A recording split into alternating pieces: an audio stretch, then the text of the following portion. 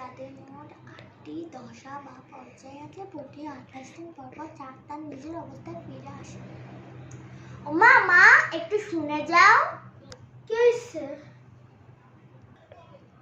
মা, আমার পড়াটা একটু ধরে দাও তো। দেখ, চাঁদের কয়টি দশা আছে? চাঁদের ৮টি দশা বা পর্যায় আছে, প্রতি ২৮ দিন পর চাঁদ তার নিজের অবস্থায় চলে আসে। এই চলে আসে মানে কি? হ্যাঁ, চলে আসে কিন্তু ফিরে আসা।